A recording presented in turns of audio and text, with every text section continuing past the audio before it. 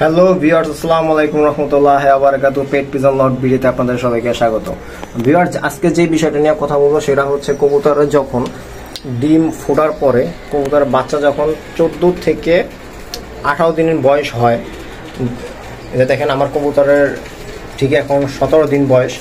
এই জোড়াটা কিছুদিনের মধ্যে ডিম পাড়া দিবেন। তখন আসলে কবুতরের যে খাঁচাটা বা থরের যে জায়গাটার মধ্যে যে পরিবর্তনটা আনতে হবে, আপনাকে যে যত্নটা আপনি নিতে হবে, যাতে করে কবুতর আবার ভালোভাবে ডিম পাড়তে পারে আর কমফোর্ট ফিল করে আর বাচ্চাগুলো যাতে ভালো থাকে। দেখেন ভিউয়ার্স, আমি যেটা করছি যে আমার কবুতরের ঠিক 15 দিনের পরই আমি কবুতরের যে থরটা আছে থরটা বের করে ফেলছি। থরটা সুন্দরভাবে পরিষ্কার করে ফেলছি। আর আমার যে থরের খাঁচাগুলি যেগুলো আছে, থরের খাঁচার ট্রেগুলি সবগুলো পরিষ্কার করা। দেখেন, সবগুলি পরিষ্কার করছি। পরিষ্কার করার পরে যে বাচ্চাগুলি আছে, বাচ্চার নিচে শুধু একটা কাপড় দিয়ে রাখছি, শুধু কাপড় আর কিছু নাই, যাতে ওরা যদি পটি করে সাইডে গিয়ে পটি করলে খাঁচার ট্রের ভিতরে পড়ে যায়। আর ওরা এখানে আমি কোনো থর দিই নাই বা থরের কোনো জায়গা রাখি নাই, কারণ এই থরের মধ্যে ওরা করে কি ভিতরে পায়খানা ওখানে পড়ে কবুতরের আসলে ওদের গায়েও ময়লা লাগে, ওরাও ওইরকম আলো বাতাস লাগে না।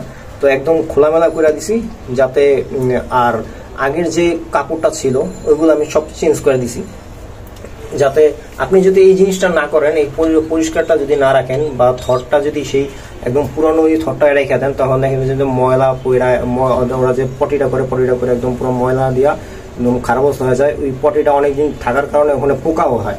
তো ওই পোকাগুলা আপনি যদি কবুতরের ওই জিনিস ময়লাগুলা বা ওই কাপড়টা যদি পরিষ্কার না করেন বা চেঞ্জ না করেন, ওই পোকাগুলা দেখা যায় যে কবুতরের যে বাচ্চার শরীরের ভিতরে ঢুকে যায়।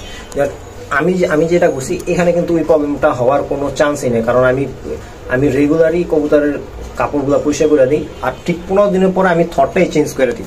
দেন আমার দেখেন যে আমি এই থরগুলি আমি বের করে একদম পরিষ্কার করে রাখছি, যে আমার কবুতরের ঠিক আমি 2 থেকে 3 দিনের মধ্যে আমি কবুতরের এখানে আবার নতুন থর দিয়ে দিব। আমি যে আপনাদের যদি একটু দেখাই, দেখেন আমি ব্যবস্থা রাখছি যে এরকম থর দিয়ে দিব।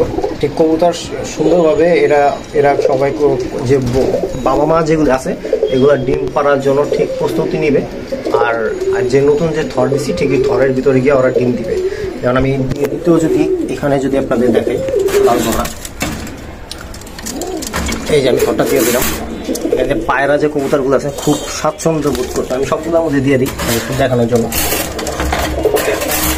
সব কবুতরের যে বাবা মা আছে এখন ডিম পাড়ার জন্য ওই থরের ভিতরে গিয়ে যাবে, থরটা গরম রাখার পর ওইখানে মা যে কবুতরটা আছে ওটা ডিম দিয়ে দিবে। তো এইভাবে আমি সার্কেলটা করি। দেখেন এই যে এখানে ওই একই অবস্থা।